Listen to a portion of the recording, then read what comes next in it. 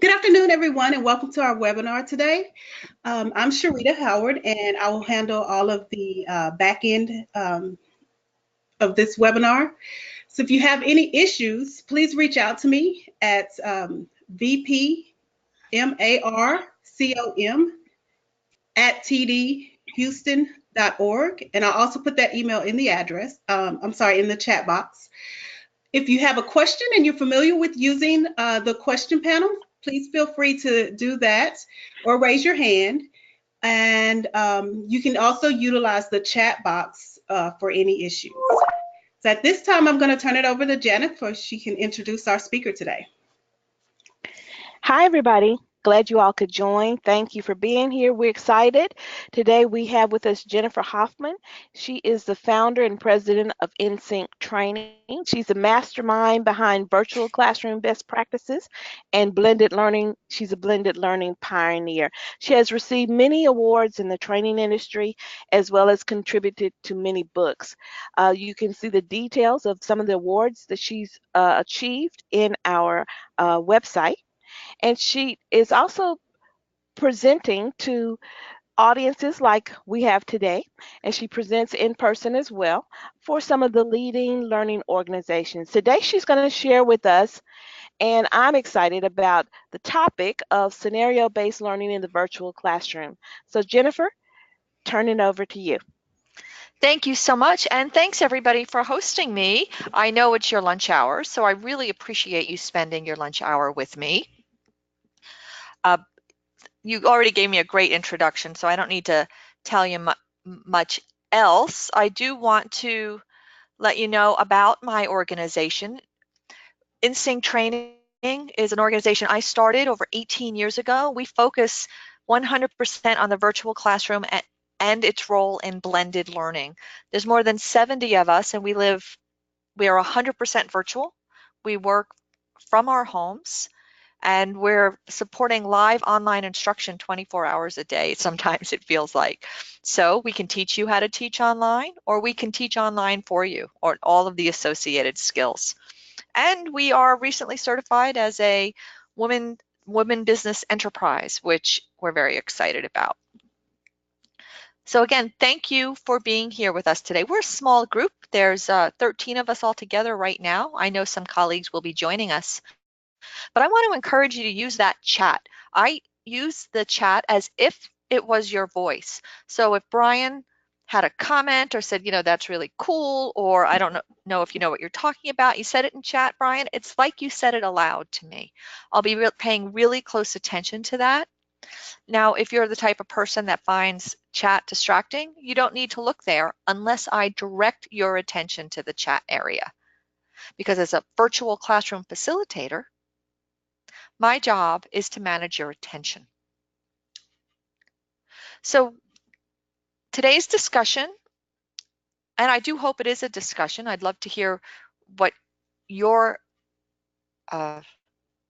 experience with the virtual classroom is. We're going to focus on a couple of different questions. But let me tell you first why we're here.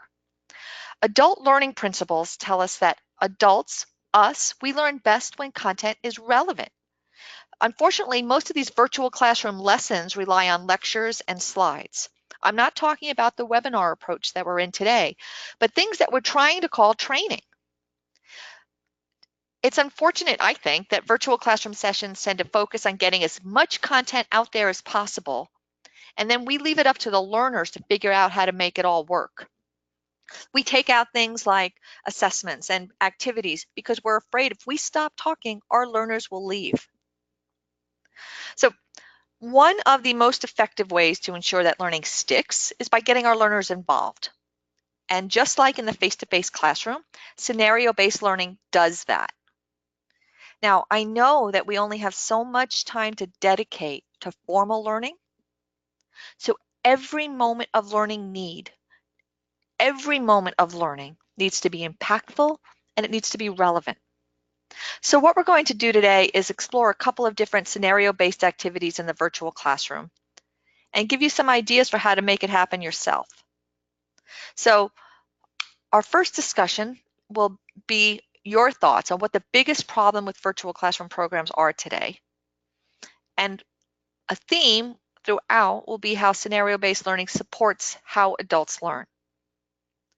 We'll discuss 3 types of scenario-based learning and give you 7 steps to construct scenarios. I'm also going to give you tools and infographics to help you do this yourself. So you can just drop me an email at the end and I'll get you these tools.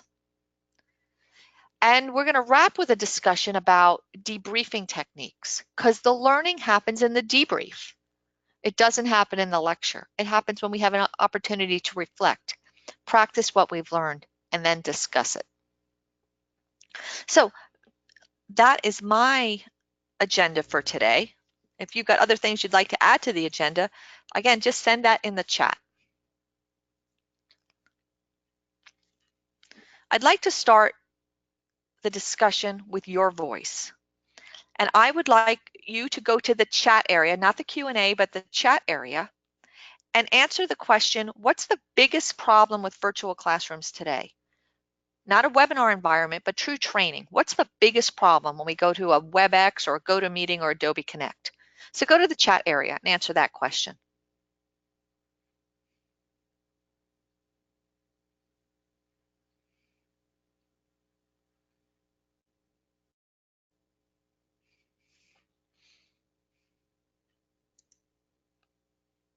So people are writing in the Q&A. Angela says lack of interaction, information overload, a lack of attention, issues with engagement and competing for attention. Training is not engaging. A lot of this comes down to design, especially the idea of engagement.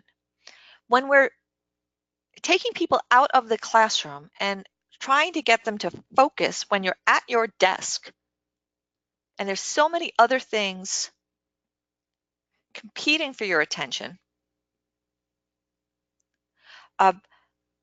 it's our job as facilitators and instructional designers to get that attention.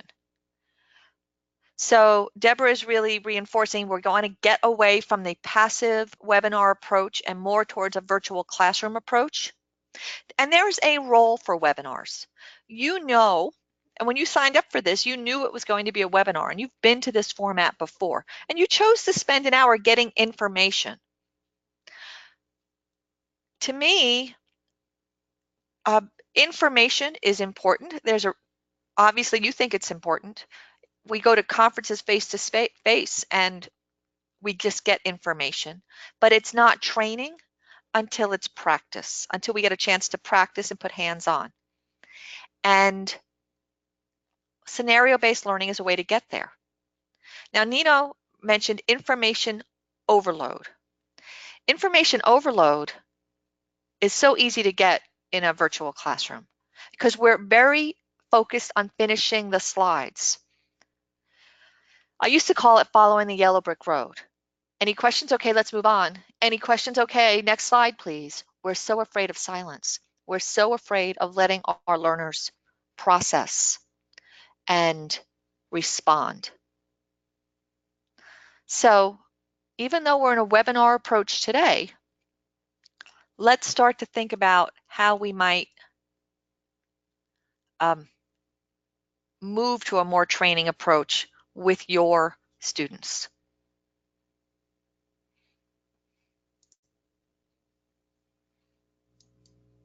So what's scenario-based learning? Oops, let me go backwards. Scenario-based learning is a technique that uses interactive situations to engage our learners in very active learning strategies. And that some of you mentioned in the Q&A that it's not training isn't active, it's not engaging. In scenario-based learning, our learners are generally presented with kind of a problem to solve or an outcome to maybe predict. Maybe they need to win a game. All of these different scenarios, the point is to creatively engage, and that's your word, learners in working their way through a storyline to get to the right answer or to at least to a satisfying answer. And along the way, we introduce content. We let learners make mistakes. We let them overcome challenges or not. And through that, they're using critical thinking and problem-solving skills.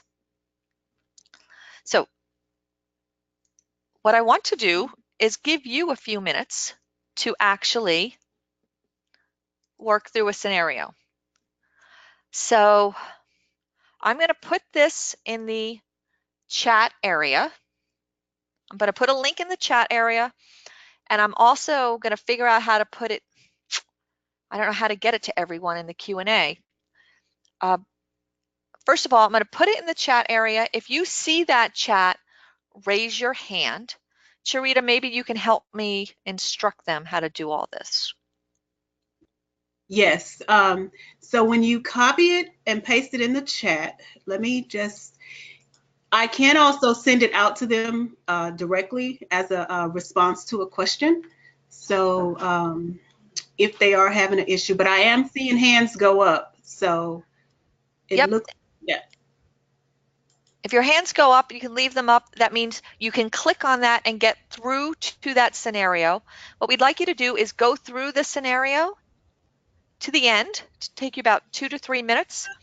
I'm going to stop talking, and then you can come back and click the raise hand button again to tell us that you're done.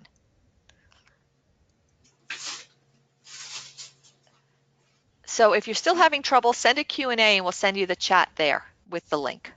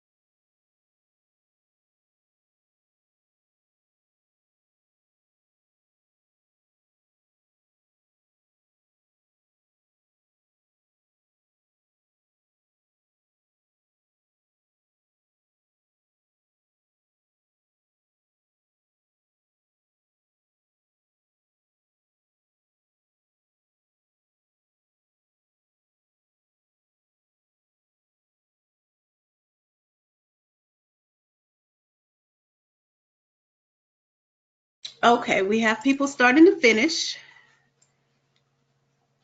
Good. Let's see.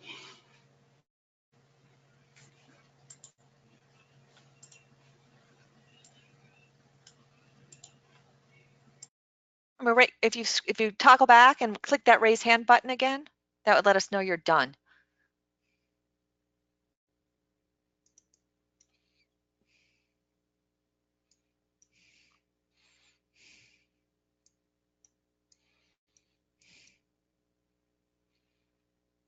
And let's give people another 15 seconds or so. Some people take longer to be bad guys than other people.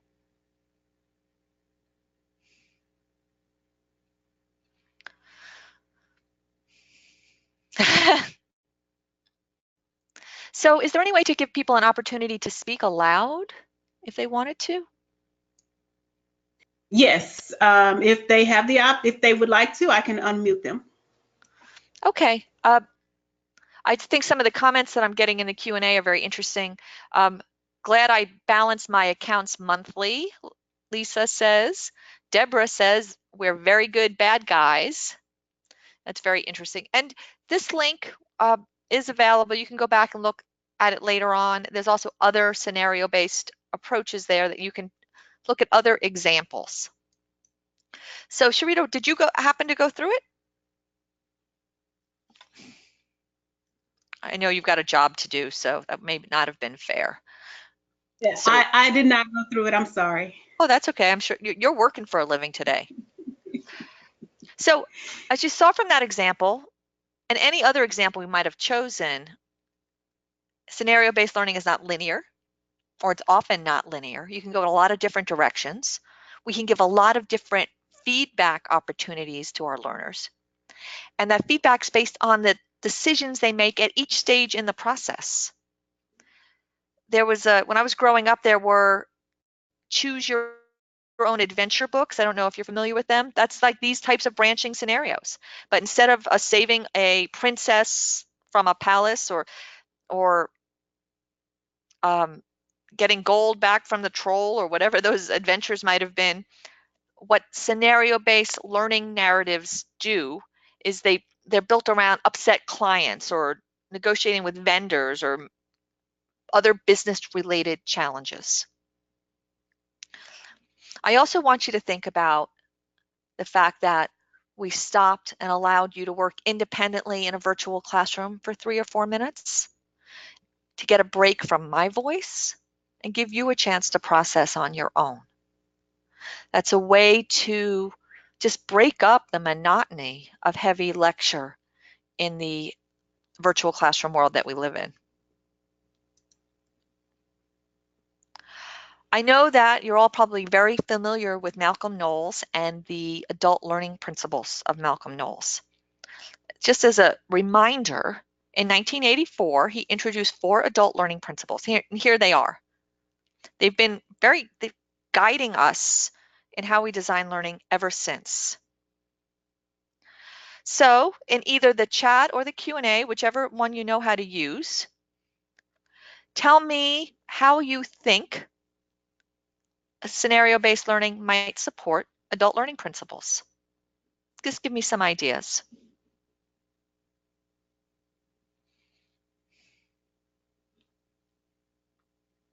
It lets us make mistakes in a safe environment.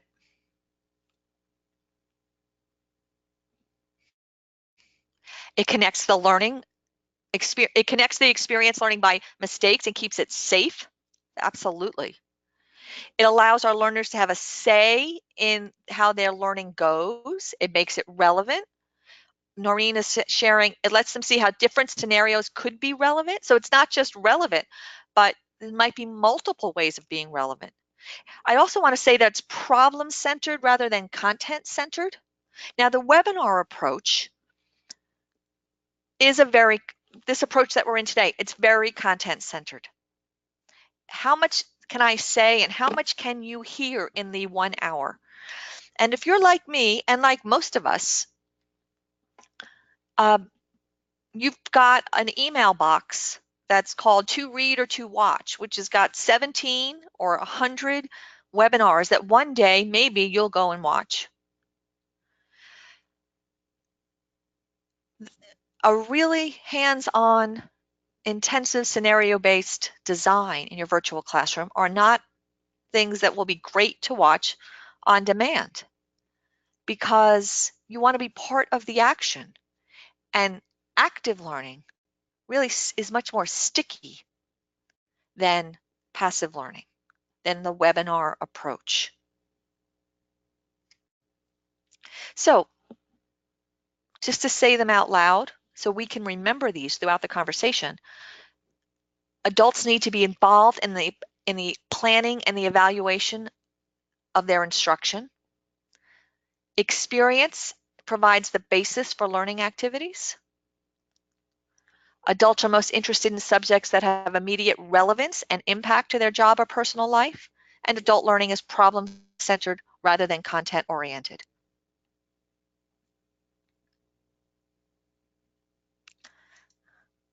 So there's 3 types of scenario-based learning methods that we're going to talk about today. There's problem-based learning, which presents our learners with an open-ended problem to solve. What we do along the way is we reflect, we reason. Sometimes we can collaborate with our peers. So I want you to think about a problem you might have in your organization that requires training to fix. You might have a new software update, and the software update or the new software platform might have caused an increase in errors, records retention, that's a problem that needs fixing. So if we think about the person that said software updates, that might be, how can we fix that in a scenario-based? Would we use problem-based, predictive, or play-based for software updates? We might use probably problem-based. What problem are you trying to solve? And let's pull a scenario down and fix it that way. So think about, let me back up. Let's look at predictive learning, this one in the middle. What that does is it has learners speculating on the outcome of an event based on knowledge or details and our assumptions. And then play-based involves the use of a game to work through a challenge. You're probably all very familiar with these. Let's walk through 7 steps to construct a scenario, and we'll keep coming back to problem-based, predictive-based, and play-based. Noreen, that's a great situation. How to handle difficult conversations, play-based. That's a great answer. Let's see, we've got some other things coming in. Oh, somebody's stealing lunches. How can we determine who's eating the lunches? What can you do to help resolve that conflict? That might be predictive learning. Maybe we can start to guess who's stealing lunches. That's definitely a problem we want to solve. If it was my lunch. So let's talk about 7 steps to constructing scenarios. We're going to walk through each of these 7 steps. And I'm also going to give you my contact information at the end if you want a copy of this infographic. So this is a 7-step approach for how you might construct a scenario. So let's go through them quickly, and then we'll go in more depth. Step 1, over here on the left, determine your learning objective. It always comes down to the learning objectives. And we start to throw out instructional design once we work online. What's the goal that we're trying to get to? What do the learners need to be able to do when the program is over? Then we get to the audience. What do they already know? Where are they? How many will they be? Because that impacts the design, doesn't it? So then we're defining the learning problem or the challenge. What problem needs to be solved? So how to handle difficult conversations is a problem that we need to solve as a learner. What challenge needs to be met? So once we figured out the instructional goal, the audience, and what the real problem is, because we need a problem, then we need to figure out what's the structure. Is it problem-based, predictive-based, or play-based? Then we get to writing our story. The story needs to be relatable and realistic for our audience. It needs to be tied to the outcome of the training program. And once we have a story, figure out all the different possible solutions or resolutions, and then give the learners a chance to reflect and evaluate their decisions and move on. That is the debrief part.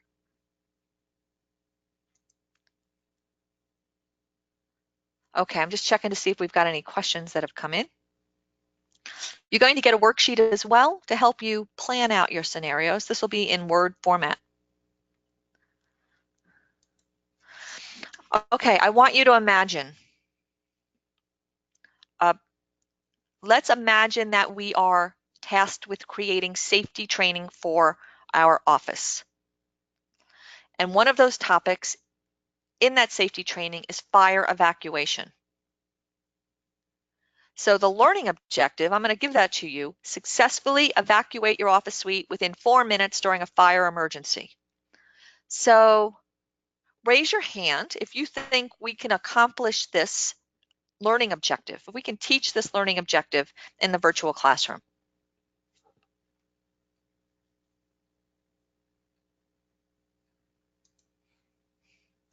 Rachel says, yes, a lot of people are saying yes. Well, let's walk through and see if this works.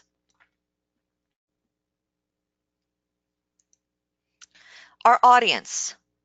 People want to send me a chat or a question, Q&A about who do you think the audience for this particular training might be. We have the learning objective, evacuate in 4 minutes. Who's the audience? So you can use chat or you can use Q&A. All members that work on site.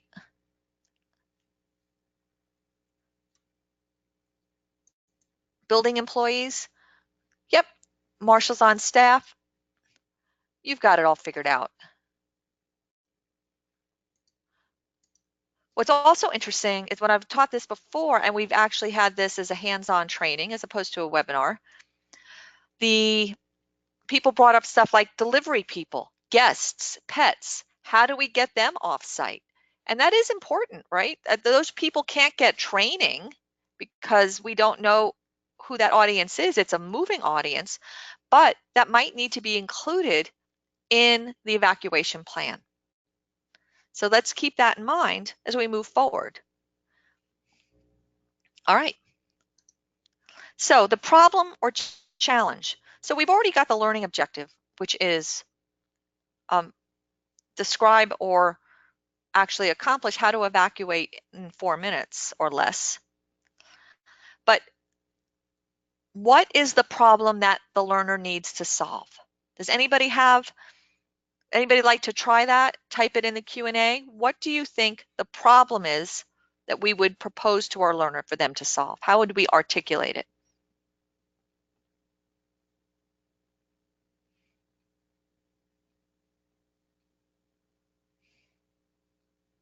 Finding the way out under stressful time constraints. Get everyone out safely. Really, it's pretty basic. How to get out safely and quickly. Know where the exits are. So really what you've been saying is that we're trying to the problem is creating and teaching an efficient and effective evacuation plan. Now, and we might need to get creative because if we're teaching this virtually, we might have people in different floors and in different offices. So we might need to come up with creative ways of getting this done. So it's time to pick our structure for scenario-based learning. So do we want to go with problem-based, predictive-based, or play-based?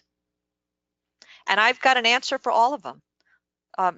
We'll take the highest vote. We've got 1 vote for predictive and 1 vote for problem-based so far.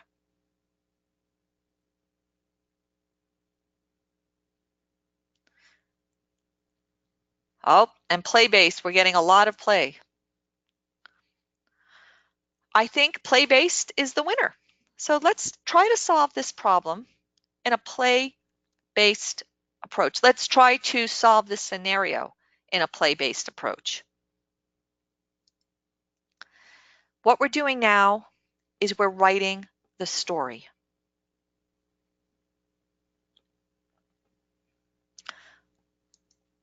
If we had picked problem-based, the story might be, due to renovations, we've moved to a temporary office suite. We need to come up with a plan. Configure a plan to get everyone out of the story. Remember, you've got 1 coworker in a wheelchair and somebody who's blind. That's a problem we need to solve. That's the scenario. If we decided to go the predictive route, fire drill time, predict how many minutes it will take to evacuate everyone in the office and what challenges are you going to face. And if it was play-based, which is the way we're going to write it, but we're really going to write them all every way. If fire alarm's going off, use your mouse to show the best way for each person to get out for each person in the office. So maybe in the virtual classroom, everyone could have their own whiteboard. We can do that in a lot of different virtual classroom software, or they could have a printed participant guide and have them using a pen or using their virtual pen map out how to get out of the office in the quickest possible time for each person and where they should focus. Do you want to focus on the person who's blind to make sure that person is safe? The person in the wheelchair, how do we get together and get that person out safely? So there's different ways that we can solve the same problem. So now we've got to come up with possible resolutions to the problem. With the problem-based, remember, with problem-based, we said the problem is, how do we get people out based on their location, their ability, their any physical limitations. So the problem, using a map that includes exits and obstacles, here's the solution. So this is the solution that we're trying to get people to come up with. Predictive, predict how long this would take to happen. I think this is the least effective for this particular exercise. And problem-based, give them 3 different scenarios, one best, one good, and one not good, and offer feedback until the person gets it right. We can do all of this in the virtual classroom. And then it's going to, then we need to figure out, did it work? So folks, this is, it's kind of a weird format for us, right? Because you're working in a Q&A and it's not a, really active chat environment here. So we're not having as much of a conversation as we might if this was a training program. So if we were doing this in a training program, I'd have people on their microphones answering these questions. You'd be using whiteboard tools to answer these questions, and you would be having a very active chat as opposed to the Q&A type of scenario. What we need to do is reflect and evaluate at the end. And for that, we need people to truly, truly participate.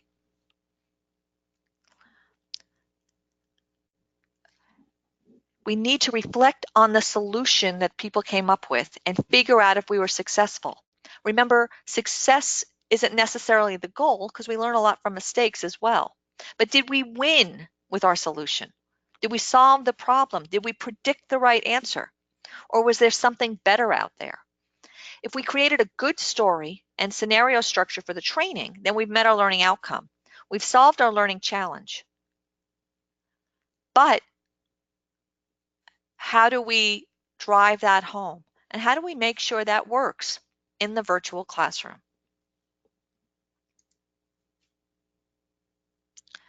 That's the real question. Can we do this in a virtual classroom? Can we construct a scenario that works?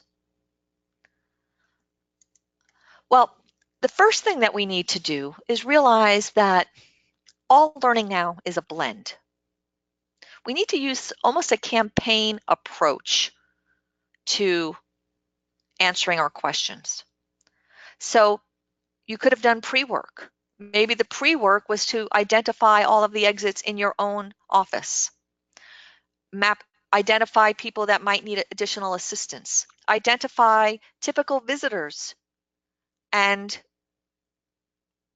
how they might get help. Maybe we have you create your own job aids prior to coming to the live class. And when you come to these live classes, an hour is enough. So if you take a look, this is just a way to map out what a campaign looks like, where you've got videos and articles and infographics, and you come prepared to the live online workshop, where it's not just a lecture like today, but you're fully prepared to participate. Use the live event for critical content review and then get right to the scenarios. Put people in breakout rooms, have people working with each other and working in their workbooks. I know it sounds crazy because all I've been doing is talking for 35 minutes, but don't bring people together just to talk to them. You can listen to me self-paced. Bring people together for training when they can interact with each other and get the most value that way. But how do we know it's worked? And how do we know it's worked in the virtual classroom? How do we debrief? You don't want to skip the debrief, and we do in the virtual classroom. We try to make it into a webinar. We're afraid that if we stop talking, people will leave. But what if we get rid of the slide format? Debriefing is important because it allows your learners to process what they just did and connect it to their world. Making these connections is what makes the learning stick. It's where the real learning takes place. It also starts to create the sense of accountability. I know how to do this now. I should do it. And it really lets us figure out where we struggled and what was missing. And once our learners understand that, they're going to see the application back on the job. So we need to design debriefs as thoughtfully as we design the actual activity. This is the first part of an infographic. The next screen is another part of an infographic. You'll get that as well if you're interested. But let's see how we can debrief in the virtual classroom. Remember, what we were trying to do was create an evacuation plan. In the virtual classroom, depending on the tool you use, and if you know what tool you use, you can share that with me. Maybe I can give you some specific tips. But learners, we could do a gallery walk. In a face-to-face classroom, a gallery walk is everybody creates, say, their own flip chart, pastes it up on the wall, and then everybody gets to go around and look at each individual response. In certain virtual classrooms, we can do this. We can give everybody their own whiteboard. You respond to your whiteboard, and then people can, on their own, jump from whiteboard to whiteboard and make observations and add to that whiteboard or acknowledge the good work that people have done. That takes time. Creating the whiteboard, you've got to give people, say, 5 minutes to create their own flip chart, if that's what we want to call it. And then we need to give people 5 to 10 minutes to go around and look what everybody produced. That's 15 minutes just on the debrief, and that's without us saying anything. The gallery walk could also happen in breakout rooms. We could have everybody in an individual breakout room and then give them the ability to move from breakout room to breakout room on their own. And a lot of virtual classrooms provide that as an opportunity.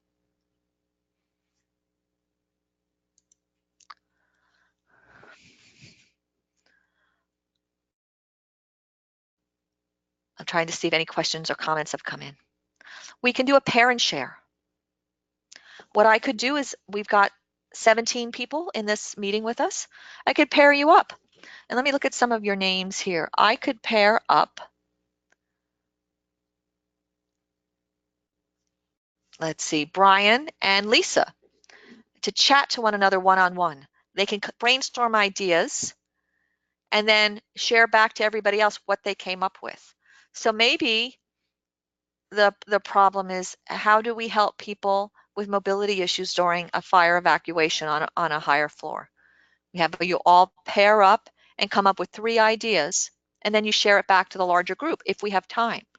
But if we don't have time, you probably come up with all of the good ideas on your own. It's just thinking and coming up with those ideas is where the learning happens. Of course, I could have given you those ideas, but are you going to remember that slide 63 had all of the ways that I can help someone with a mobility issue? Or are you going to remember the brainstorm that you came up with on your own?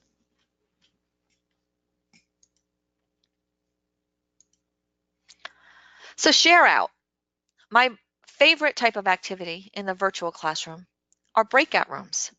And in the breakout room, we can, in case you haven't participated in one before, I could take the 17 people that are in this room and we could break into 3 breakout rooms of about 5 each.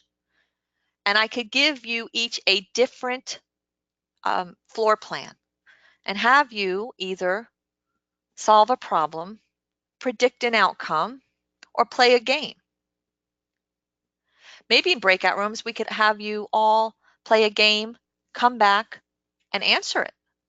And there might be a winner between the 3 groups, or there might be a winner within the breakout room just among the 5 of you, depending on how we design the activity.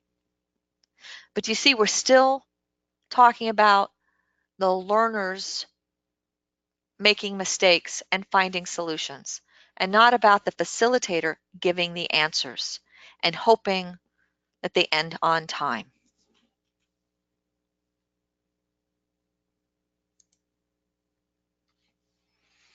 Teachbacks in the virtual classroom, teachbacks are very legitimate. We teach what we've learned or developed an activity. we use teachbacks very effectively.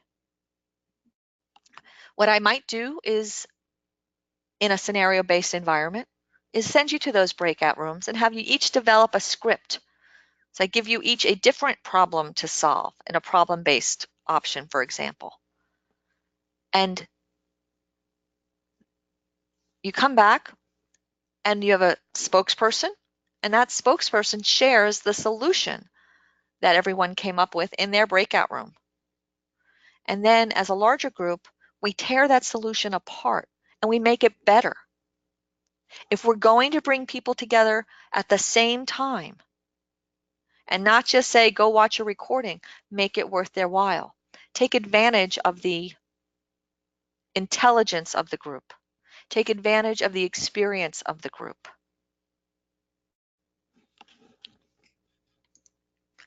And quick toss. So I'm going to give you an example of a scenario I've conducted. And the audience were travel agents. The learning objective was, at the very large level, there were multiple objectives underneath it.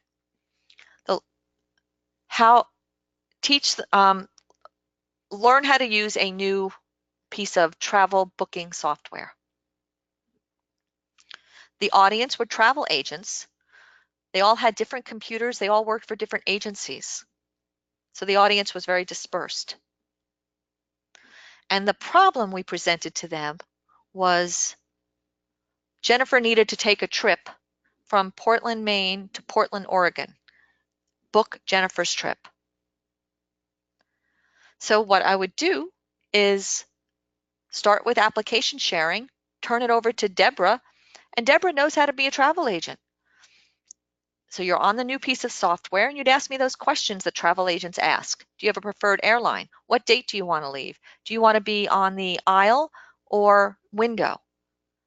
And everyone would watch Deborah interact using application sharing. And every time Deborah got stuck, we'd stop the scenario and people would all try to figure out what she should do next. So now we're actually bringing in a little bit of the predictive approach. Once Deborah's got my ticket booked, she does a quick toss to Joanna. And Joanna, you get to book me my hotel. Again, you know what questions to ask. I don't need to teach you how to be a travel agent. What hotel do you stay on? Do you have a number, a frequent number? Do you prefer a higher floor or a lower floor? What dates? And then Joanna throws to Brian to book me a car. Then I make it more complicated. I change my dates. I've had a change. So Angela has got to have been paying attention.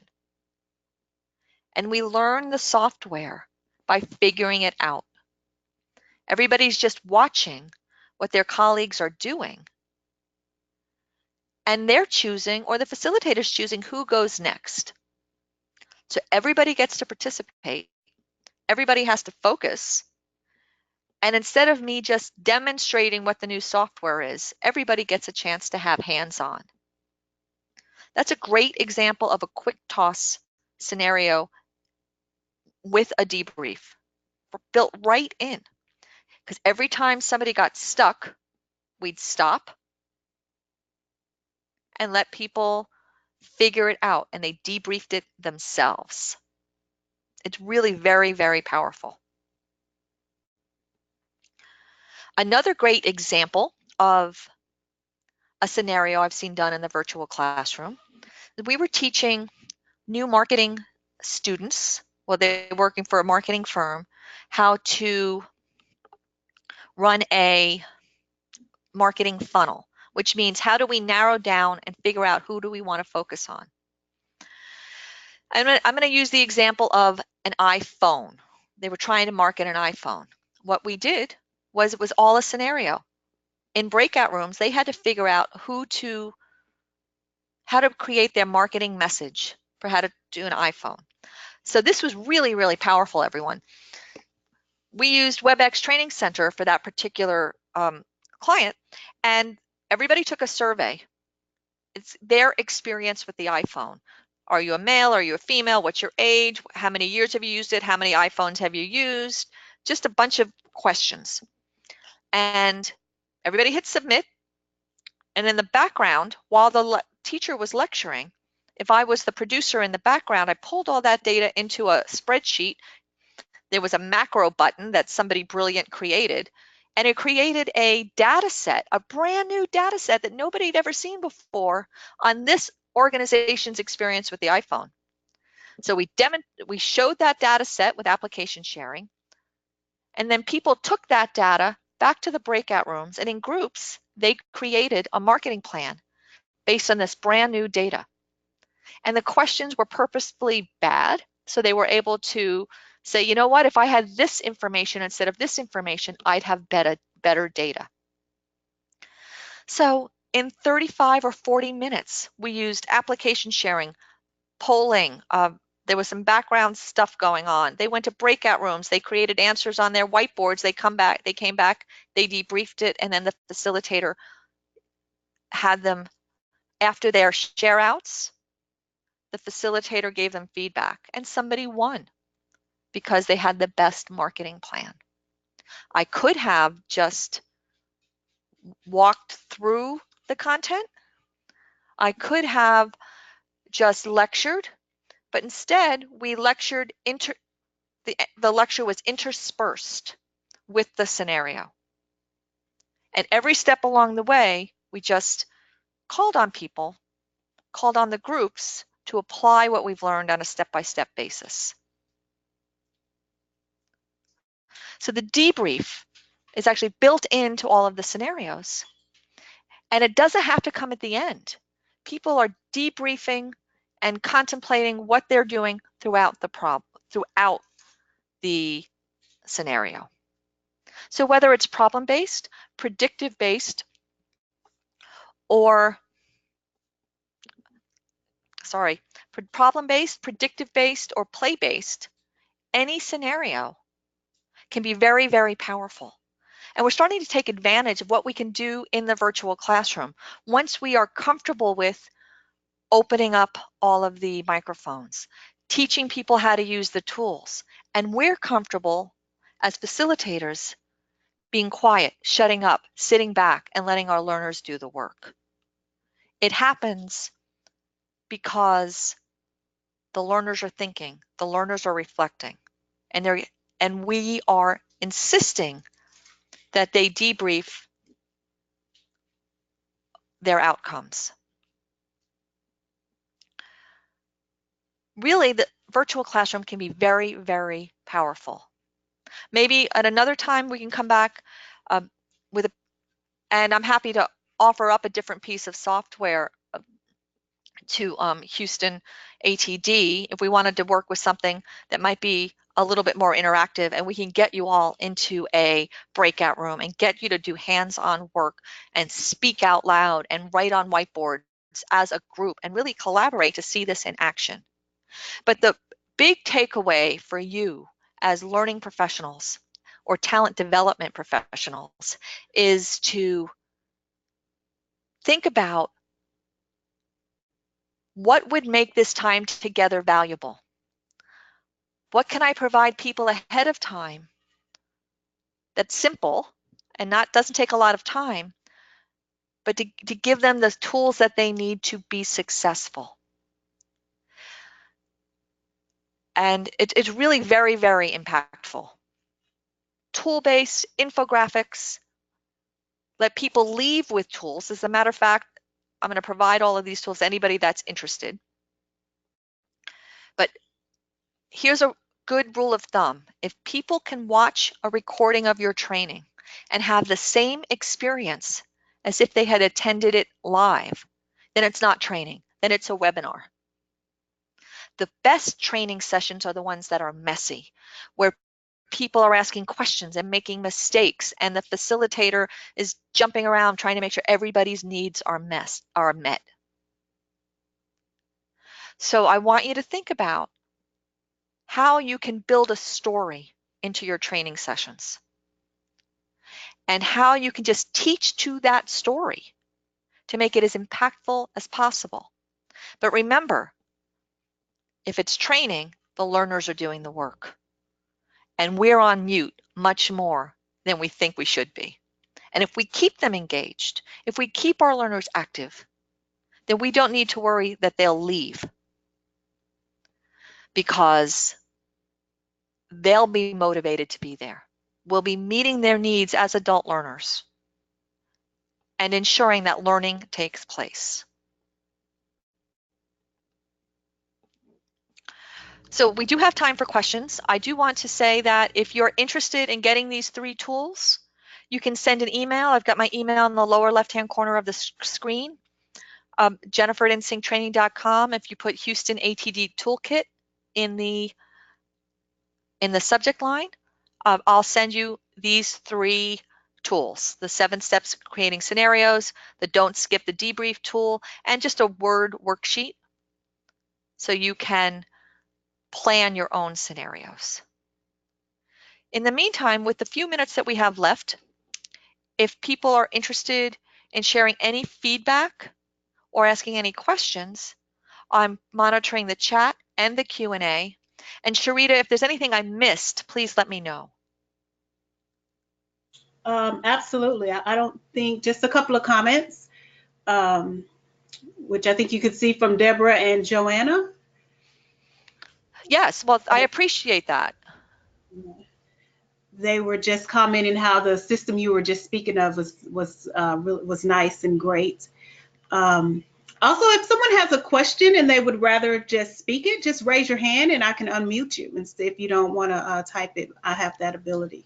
Well, I want to also give people a tip. When you listen to the title of it, today we're in GoToWebinar, and there's products called GoToMeeting. There's WebEx Meeting and WebEx Training. Listen to the name and believe the vendors. If it's WebEx Meeting Center and WebEx Training Center are very different, but one's made for meetings and one's made for training. They also have Event Center. Believe them. If webinar is in the title, it's probably meant for much more of a lecture-based approach. Again, that's important. We all include that in our personal development, but it's not training. So Mike is sharing the best whiteboard tool they use is called Real-Time Board. Great templates, primarily in Post-it note format. And do you use that in the virtual classroom, Mike, or are you using that in the face-to-face classroom, or both? And you can just, you're using it in both.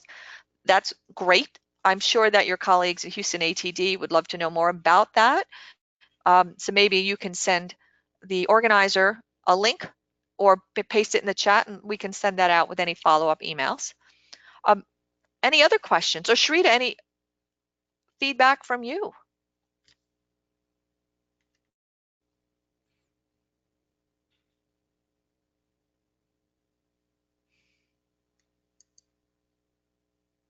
Oh, so Deborah says they use WebEx, but they've used Breakout in the past, but they're nervous to use in my current non-tech company. Well, I use Breakouts all the time. And here's the thing about Breakouts. What Breakouts means is we take people, we put them effectively into their own virtual classrooms, but we move them around ourselves using the technology. They are an advanced teaching skill. We've got to be very clear on instructions, and we have to give a lot of support. But I've been teaching a class for the last 15 weeks at 3 a.m. in the morning because my client is in Japan, China, and Europe. And we're in breakout rooms all the time. It's not necessarily a technical group of people, and we've got 9 different native languages in this class. But we're in breakouts, and it is working. We need to know how to use them, and we also need support. I always use a producer. I love a producer. We've lost our eye contact and body language, even if we've got a video, and a producer gives us an extra set of hands to ensure that learning takes place. And when I use a producer for training, I want that producer to actually help with the instruction as well, not just make sure that people can get into breakout rooms, but they go in and they help them with their activities.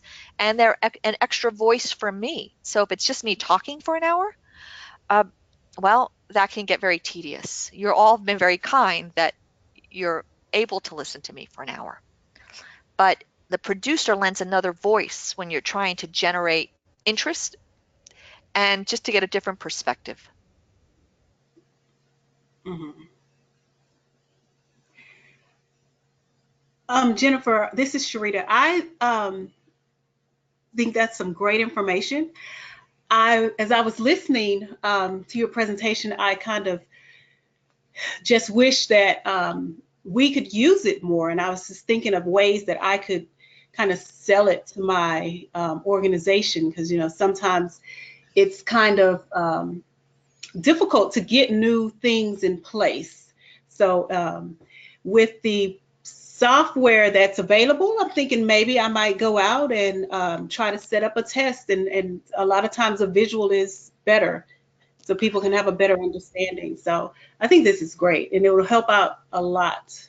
Okay, well, what I do, and I can't do it the next couple weeks or anything like that, but maybe later on in the summer, since this is a smaller group, and we could do it with 50 people.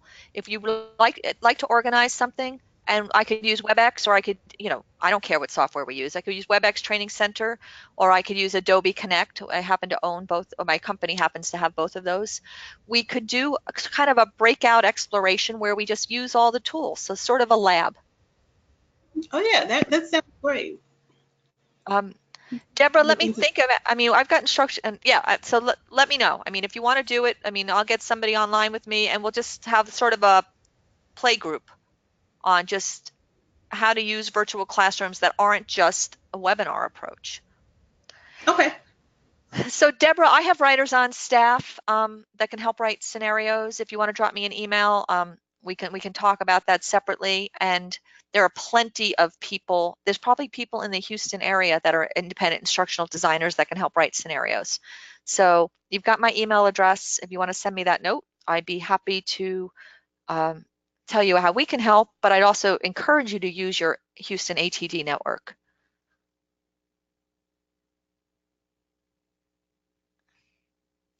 So folks, give me a couple of days to write everybody back, give people a chance to send me an email. I know I already have 10, I think. I'm seeing announcements. But thank you for your time and attention today. I appreciate it, and I hope we have a chance to work together again in the future. Jennifer, thank you so much for this presentation. And everybody who has attended, I'm sure you got a lot out of it as I did.